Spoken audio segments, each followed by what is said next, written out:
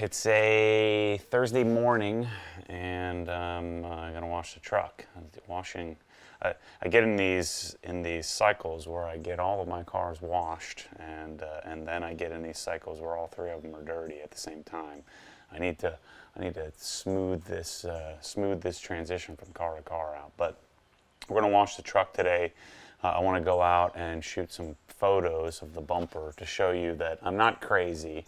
You know, the bumper from certain angles looks really odd. I went online again in the last couple of days and shopped to see if there was a bumper that I liked more. And the problem with bumpers on these is the stock one doesn't look great. This one, it looks cool from certain angles, but all the other ones remind me of Razzle jeans. You know, it's like I have to have an Affliction shirt and some rhinestones on my jeans with the torn knees and stuff like that, and some big cuffs that are folded up halfway in order to have those bumpers. So forgive me, but I don't know. That's just what all these other, with all the big rolled steel, powder coated rolled steel, those different bumpers just look odd to me. So anyway, we're still in the process. I'm still in the process of determining whether this bumper is the one or not. You know me, I'll punt it in the trash and try again. But the truck is looking great. I put the stainless bolts in. So what I'm going to do today is talk to you about the truck, talk to you about how I'm going to sell the truck, and get it washed up, and then get some good photos. So we'll work on that here today.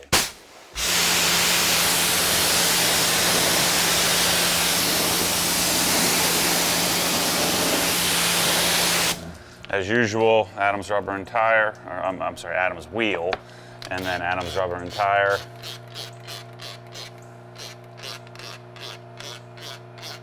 This sprayer. Can't take this any longer. All right.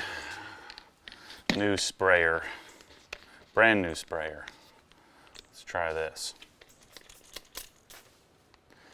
That's better. I've been suffering through that squeak for a while. And I don't think this fits very well on these. Let's see. The Incredibrush. Yeah, it's a little tight. This is why I like having multiple brushes. Easy detail. You know, someone was asking about flinging. And so I think the simple solution on this is we don't just yank it straight out. I kind of keep pressure against it and then just pull it and control it accordingly. Plus, you'll notice that as it gets older, I mean, this is my original one. This one's years old, 3, 4, 5 years old, something like that. So after a while, it doesn't fling quite as much. Just manage it as you're pulling it out, and then it won't fling all over you. But that is a disadvantage to easy detail. The other thing you can do is just get on the side of it. I'm not going to do that because we're on camera. But just get to the side of the wheel and get the job done, and that's it. If you have high gloss black, I don't know if I would use this. And I've thrown away every possible wheel brush on the darn planet, it seems.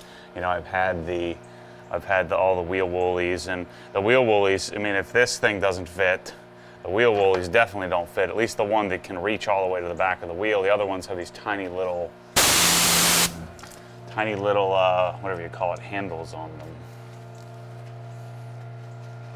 This, of course, is my normal lambskin mitt. Love this thing.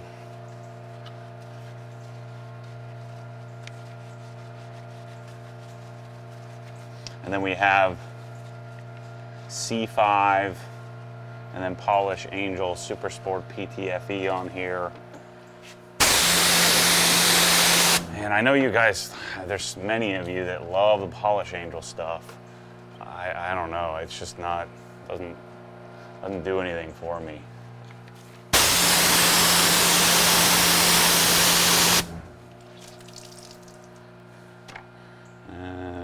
I want this.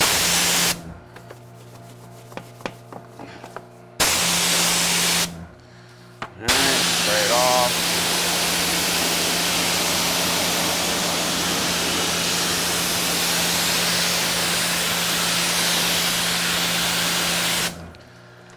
Yeah, my doing 1-to-1 with a brush on the tires is way better on these big old tires. So on my sports car tires, I'm using the foam block in combination with the race glaze brush. I'll show you that later. But on the truck, I'm using just the brush, brushing it on thick, and then coming back and wiping it off.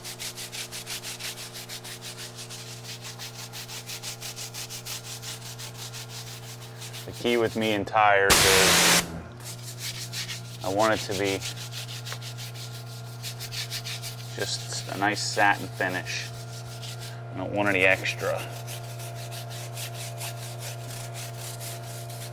I should probably check the tire pressures. I haven't checked them in a while.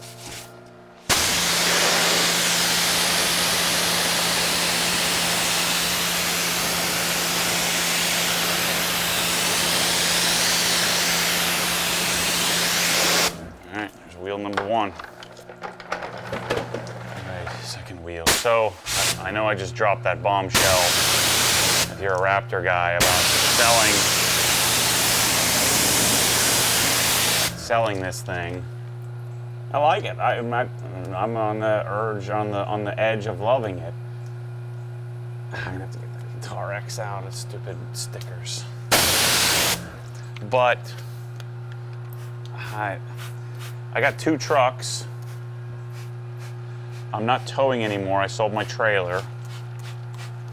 I just made a decision. I woke up at my normal 3 a.m. crazy session. I woke up one day and realized that I hate trailering. I hate dealing with the trailer. I hate trying to figure out where I'm going to store the trailer. And so now I've got no trailer because I don't like doing it. Just as I started to get good at backing the thing up too and managing it, I got rid of it. And I just decided, you know what? I like driving my GT3, so why don't I just drive it everywhere? I'm going to the mountains, just drive it. And get over the fact that I'm putting miles on it. Another contributing factor to this decision was the simple fact that I don't go to the office anymore. My office was 8-9 miles away. I was always driving to clients' homes and things like that. So now that I'm not doing that, I'm probably going to drive 10,000 less miles per year. And so I drove my GT3 to the office all the time. And so if I don't need to be putting those miles on, then who cares? If I go, and even if I put 2,000 miles on the thing in a weekend, it shouldn't matter. What's the point of having the car if you're not going to drive it? And I've driven my cars, but I'm going to drive it even more. So, the reason I got this truck, what was the reason I got this truck? Oh, it's because I wanted it. No, I got this truck because this was part of the downsizing idea, and that I had the GT350, the S2000, the GT3, Michelle's truck. What am I missing there?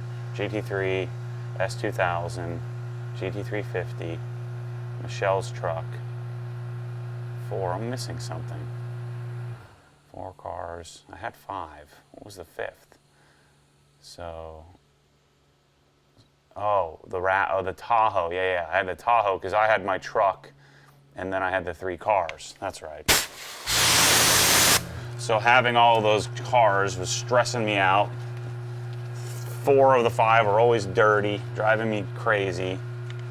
And so I decided to start downsizing, and then here we are today with the new Raptor, which was the result of me replacing both the Tahoe, because Michelle kept the Gen 1 Raptor, and I kept both, got rid of the Tahoe and the GT350.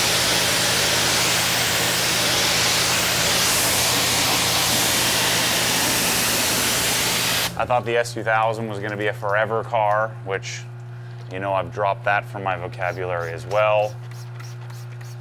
And so this remained. But when I sold the trailer, I started thinking about, and as I drive this thing around town, I'm like, well, you know, I have a truck in Michelle's. So if I ever need to haul anything, which is very rare because all the shipments and all of that stuff comes to OGHQ. So I never have anything come to the house here, so I never need to worry about that. I've got it figured out where the pallets, you know, the pallet, somebody's picking up all the extra pallets.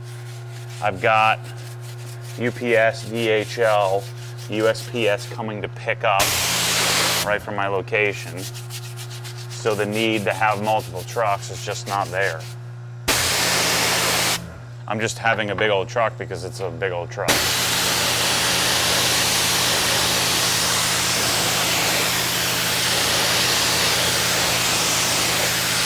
Now after owning a truck, and now 2 trucks, I don't think I can live without one. So I talked to Michelle and I said, hey, you know, what do you think? Should we, you want to keep the new one? Or do you like the old one? And she likes the idea of the old one because it's, she says it's not as pretty, right? And she likes that, she's gotten used to that truck. So I think we would keep the Gen 1 and then sell the Gen 2. Let's go around the other side and do the other wheels. What would I do if I sold this? That's the same question I ask myself. What do I want? Of course, we all know the saga of the S2000, and I bought the old car that got away, and spend a fortune on it, and learned the lesson that I'm too fat and big and soft in comparison to the 23-year-old version of me. And so that car should have lived in the past. It should have stayed where I left it.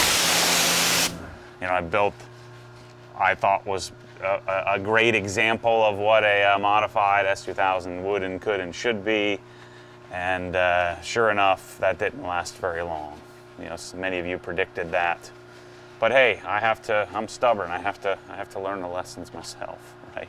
So I bought it, did it, put my tail between my legs, sold it for 65 grand. So I guess I didn't.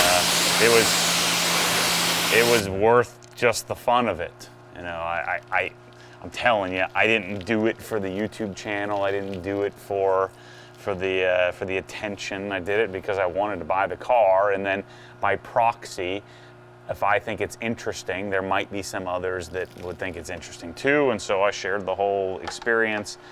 Because of time and energy, I didn't build the car myself. I had it done. Otherwise, I'd still be fumbling. It'd probably be all torn apart in the wash bay here. So I'd still be fumbling on it. So I got through that progression, that process really quickly. Got the thing figured out, built, and done, and then it taught me the lesson of leave that car in the past. Now, the question is, should I leave the E92 in the past? Should that stay where I left it? So I've been spending a lot of time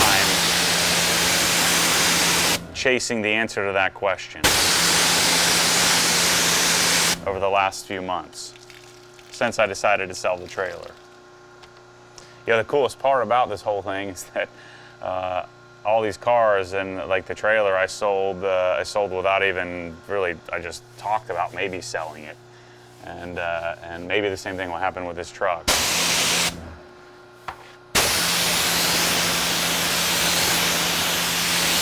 But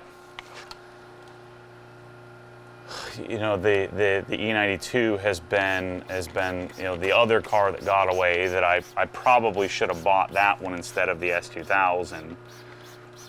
But you know, I'm glad that I've gone through the process I have, because it's helped me figure out that what I don't want is I don't want this truck, that truck, RS, GT350, E92, S2000. I don't want all of those cars. I want them all, but I don't want to deal with what comes with them all, which is all the work to maintain them. You know, my batteries kept dying. I was going to have to start tendering them and worrying about flat spots, and then figuring out where to put them. and always jockeying cars around. I mean, I probably should have enjoyed that. That's what I always thought I wanted to do. But then when it was time to actually do it, it just wasn't fun. So now I know. Now I know the S2000 is not the car. And I know I don't want to have 20 cars. And so I'm forcing myself, in order to get an E92 or some other car, this has to go. So let's go get to the next wheel. So I'm treating this truck as if it's a sedan, right? As if it's a comfy cruising sedan. That's how I'm using it. Very rarely do I ever put anything in the back. My kids ride in it, and I occasionally, even that's pretty rare now. Well, you know, we have the car seats in Michelle's truck, so it's just easier. So I've been treating this like as if I had an M5 or an E55 or E65 or E63 or whatever the heck it's called now. And so then I started thinking about that. You know, the M5 is out because the M5 is a fart machine, and the new M5. The new M5 is going to cost 130 grand, which I don't want to spend. I want to be in this ballpark. You know, I've just quit my darn job, so I don't want to go crazy and buy something stupid. All of my cash is tied up into going back into OG, back into OG, back into OG, building inventory, building out the infrastructure. So all of that cash is going back into the business. I've hired some people, and so I don't want to do something stupid. I don't want to have some massive car payment that I'm beholden to, and I don't want to pony up all of my cash. So I want to take what I have in this. I own this outright. I own all the cars outright, the three cars that I have. So I want to keep it that way and stay as lean as possible, because if and when that, you know, it's not if, but when the economic downturn comes and a lot of the sales dry up of a lot of these premium items that I have, I want to be able to weather the storm, gather more market share, and, you know, stay lean, survive, not have to fire everybody that I hired and have to do it all myself. I hope that makes sense. So, and new E63 AMG would be, I think, a great solution. Twin turbo V8. I think it sounds good. I haven't heard one in person, but I think the engine's a good engine. It certainly would be an enjoyable experience.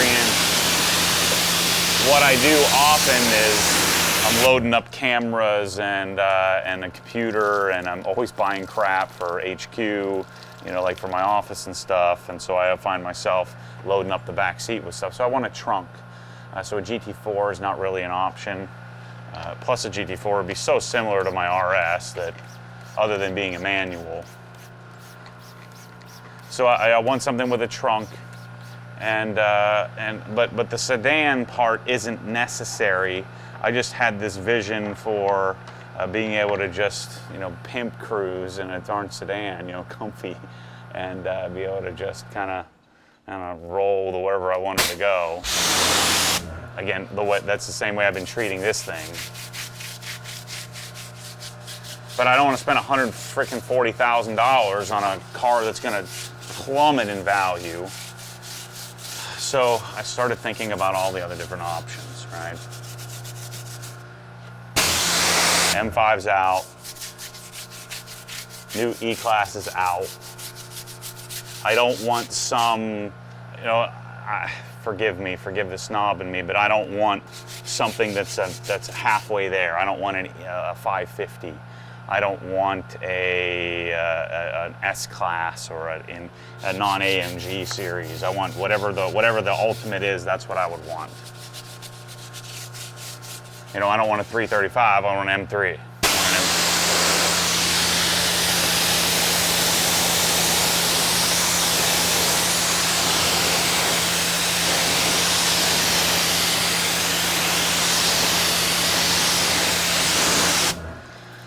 So, again, I'm stuck on M3, but I'm also stuck on the am I going to make another mistake? Again, it really doesn't matter if I make a mistake, right? If I do, who cares? I'll just sell it and do something else.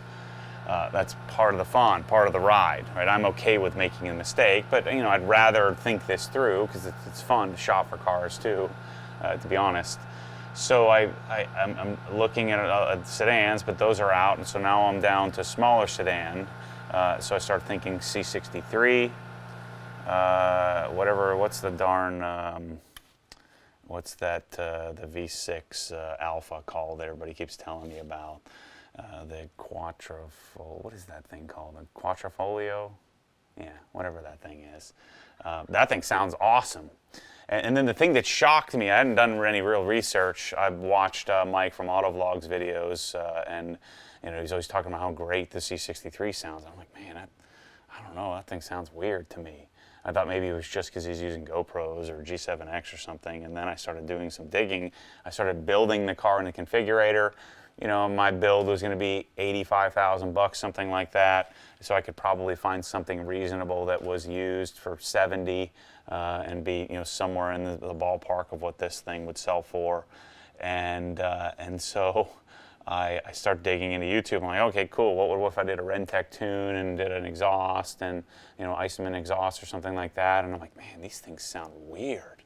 It sounds like a forgive me for all you C63 owners, but maybe I'm just a nutcase, but the thing sounds like it's a giant, big block, twin turbo V8 that's huffing through an oversized straw. And then the ECU is inducing all kinds of weird burbles and pops that shouldn't be there just to mask the fact that it sounds like crap. And I've watched all these videos of guys that have different aftermarkets, different downpipes, different exhausts. Of course, they always call it a straight pipe, which is freaking stupid because that's not true. Stop calling it straight pipe, teenagers on YouTube. That's dumb. That's not what you have. So anyway, the C63 is out. I'm like, dang, I was starting to be promising. I was starting to give up that need for a manual, which is what I really want. I want a manual, right? It's because the GT3 is a PDK, so I really would want a manual in my life just to have, to drive, to experience. So, yeah, so C63 is out. The Alpha sounds great. There isn't a lot of aftermarket support, and that's part of what I want to do. I want to buy it. I want to wait for UPS to show up. My buddy Mike and I were talking about this. Really, the dream, what I like doing most, and part of the reason why I'm kind of over this, is I've done all the things that I'm going to do. I didn't do any of them because I don't know how to do them on this thing. And so, it's just, I want something that I can play with. And I'm going to be annoyed by it. I'm going to screw it up like I always do. And I'm going to have to fix it. And I'm going to have to go somewhere and have them fix it. But that's part of the fun, ordering parts, doing the research, waiting for UPS to show up. And an Alpha, you're not going to be able to do that because there just aren't a lot of options. Plus, the chances of that car actually working are pretty slim, being it's a, Italian engineered thing. Again, it sounds great, twin turbo V6, but again, they don't have a manual. I really want a manual. So, F10 M5, I don't know, it's not really my bag. I don't like that thing all that much. And so we're back, I keep coming back, E92 M3, E92 M3. So I started watching the videos, my old videos of me going back and forth on out of focus videos with my 5D Mark III and Michelle trying to capture the footage for me. And but the sound, oh man, the sound on that thing is incredible. So the chase is on for an E92 M3. I don't want an XKR, I don't want a GT4. I need something with a trunk. It doesn't have to be a sedan, so I don't want the E90 sedan. I want an E92 coupe. And so these are all the justifications that we'll see if I have to eat these words coming up here. All right, let's rinse the car and keep chatting. All right, let's rinse it. Again, I'm just using regular water as normal.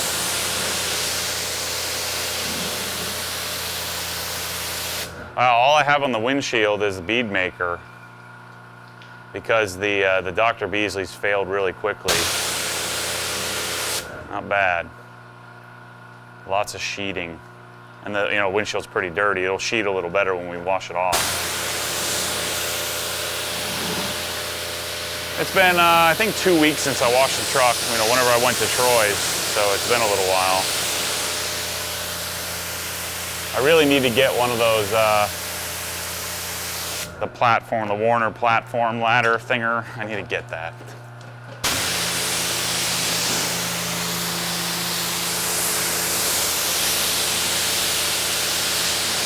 So a lesson I learned here recently, if you have the amp research steps, what I used to do is I'd open it up, I'd touch my foot, and then I'd close the door. I'd hold my foot there, and it would stop the motor.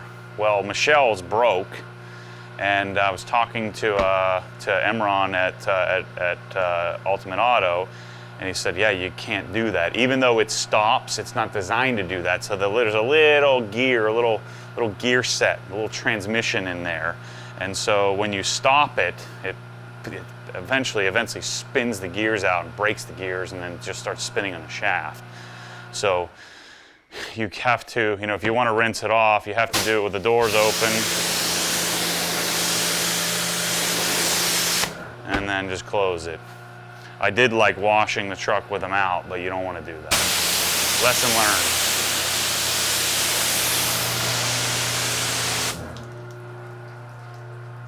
Let's get our foam cannon set up here. Put Adams soap. I'm working with Matt and Derek at Adams. We're going to be hopefully coming out with my own bottle, 32-ounce bottle of Adams shampoo with a Obsessed Garage label on it. So semi-private labeled, more co-branded. Another thing that reminds me of why I think you need a bunch of these, I've got 4 of them that I've used over the last week and a half that are just sitting on the floor that need to be washed. I only use these after I've washed them in the washer. So I think it's good to have a bunch of them. Shoot, I'm gonna have to go get one of the gallons out here. And we can probably get by. But I like having extra pads because I inevitably have them dirty when I need them, and I don't want to have to go wash one or wait to wash my car. Let's fill this up.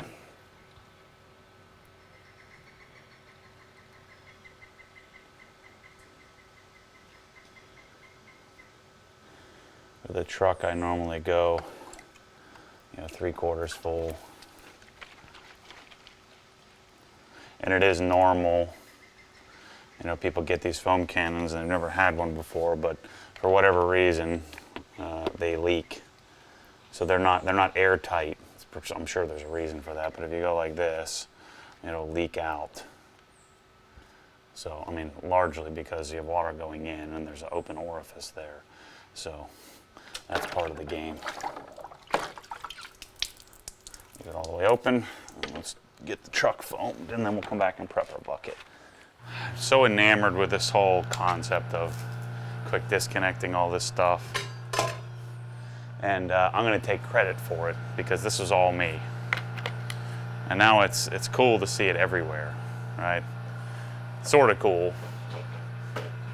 And you see here, all these copies, these knockoff copies that are junk. If you're going to do it right. It's the way I.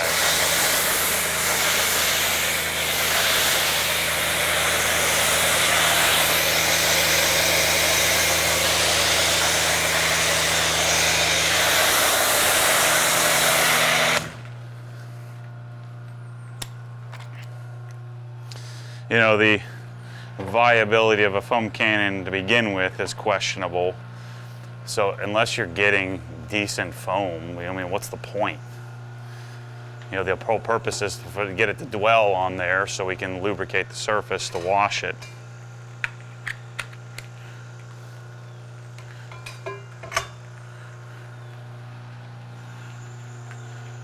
But man, I'm not going to miss washing this thing, washing, drying, caring for it. If I only had one truck, Michelle's truck has been painfully neglected. So I need to get that thing dialed in. She desperately needs the stainless bolts put in because her wheels are rusting. But if I sold this thing, I certainly wouldn't miss the washing of it. So you'll have to check out the modifications video I'm going to shoot after this. After I'm done washing this, it'll be a separate video, so make sure to check that out. But you know, the truck has 7,000 miles on it. I'm already selling it, or thinking about selling it. I haven't made up my mind on this yet, but we all know how this goes. Even just thinking about it a lot of times, with me anyway, means execution is right behind. Not far away. See if we can do this while that bucket's rolling away. And that one spot has, the drainage is too good.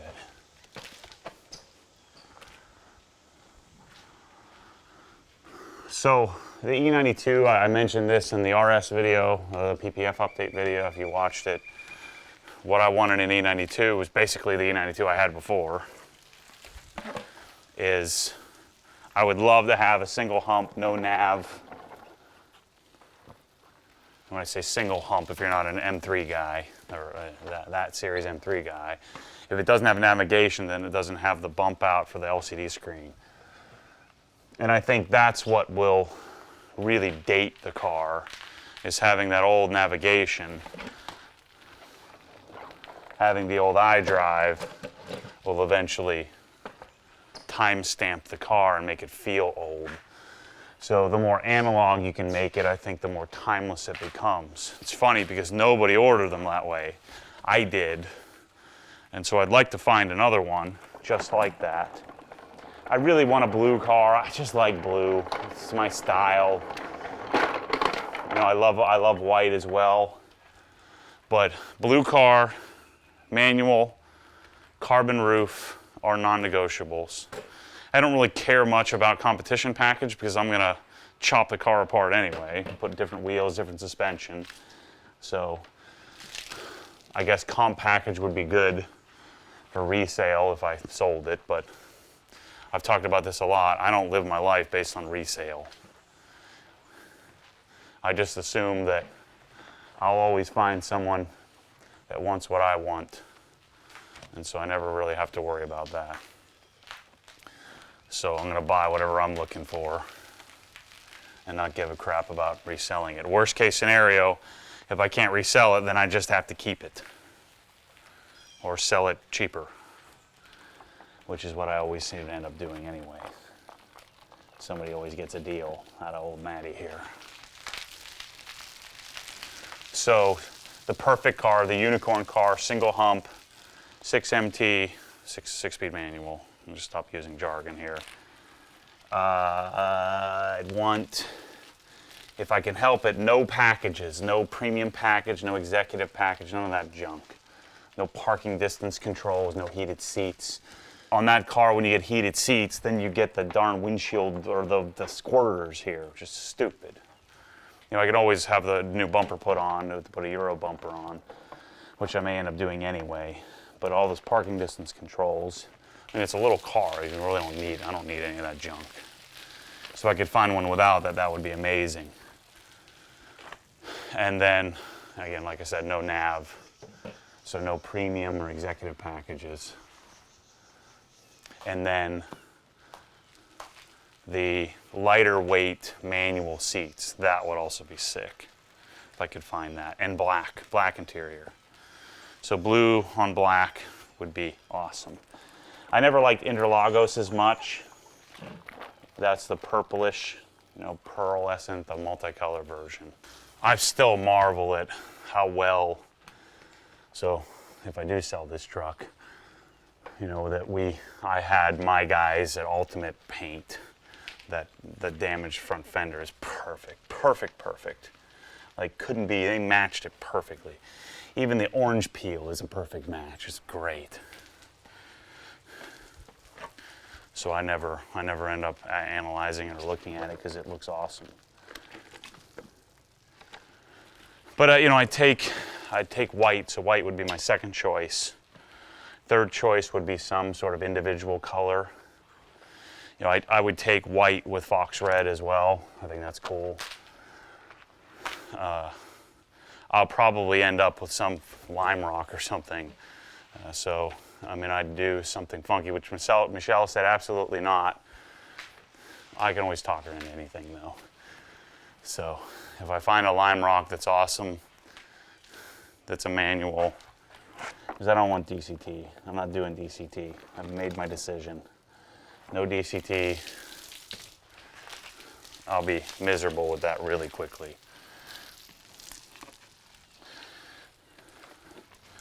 I would take a red, Melbourne red, if it was perfect. You know, if it was a single hump, manual seats, unicorn car, I'd take that. I'd do something crazy too, something green. But I also don't want something super modified because I don't want to have to take it all back apart and put my own modifications on it. I found the E90 sedan, the white one. It's on M3 post. Oops, forgot to go in the right bucket there. We'll be okay. There was a IND car that's been done even more, a guy in Texas, but it's just, it's well done. It's just, I really want to do it myself.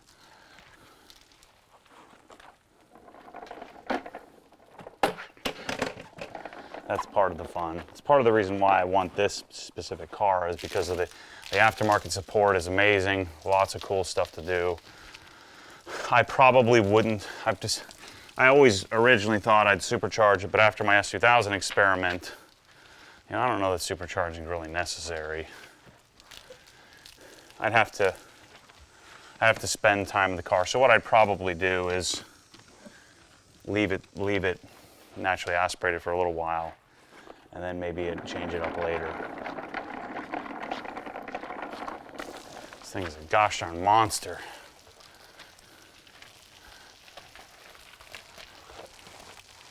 So I'm in search. I haven't found anything even close yet. Well, there's no rush. So I tell myself. I don't exactly have time to mess with it anyway. So I shouldn't be out here doing this. I've got to design a Sonic cabinet array, and then I've got to get on the phone to Sonic to convince them to let me become a dealer.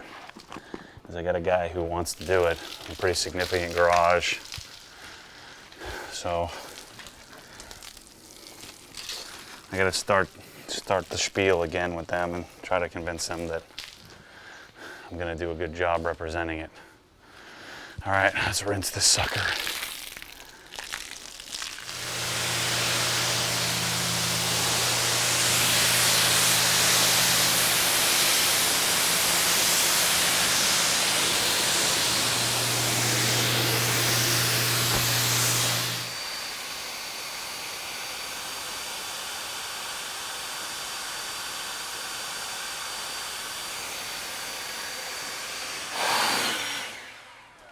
Boy, gosh, this thing's big. So now this will be the third application of bead maker on the truck here, so it makes it easier going than the first few times. And I moved pretty quickly on this product, and I'm not disappointed. It's exactly what I was looking for in a multi-purpose drying aid / topper. Truck looks so good. So, yeah, whomever gets this thing is going to be, I think, really pleased with it. Again, I've said this a couple of times, but you'll have to check out the modification video and talk about all the modifications that I did to this and why. My intuition a lot of times leads me astray, at least temporarily, but it was spot on this product. I don't know, I just knew it. Tested it, saw what the result was, wasn't sure about the application of it, the amount of work that I had to do, the amount of towels I was using. Wasn't sure if I could get my process up to snuff to make it so that it was viable, and now is very clearly the product that I was looking for. The truck, car, both look amazing. My dad's WRX, we got to put that on it again. I still have to do the wash and drive on that car. I'll probably do that next week. This thing surprisingly has, you know, maybe 2 rock chips. There's nothing here. It's all clean. Just the way it's set up, you know, the way it sits. It's not very susceptible to that. So PPF on this thing is not really necessary unless you're doing a lot of off-roading and you're doing a lot of bumper-to-bumper off-roading where you're following people at high speeds. Just don't think it's really necessary.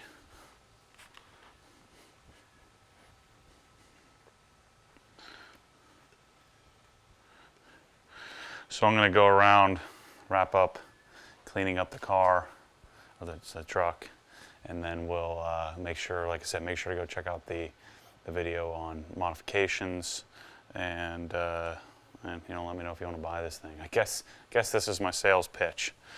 I don't know. I haven't figured it out yet. I'll likely buy my M3 and then work on selling this. So that way I'm not without, you know, stuck with just driving the RS around for too long, because the M3 could take a while to find. But anyway, thanks for watching, and as always, stay tuned for more crazy.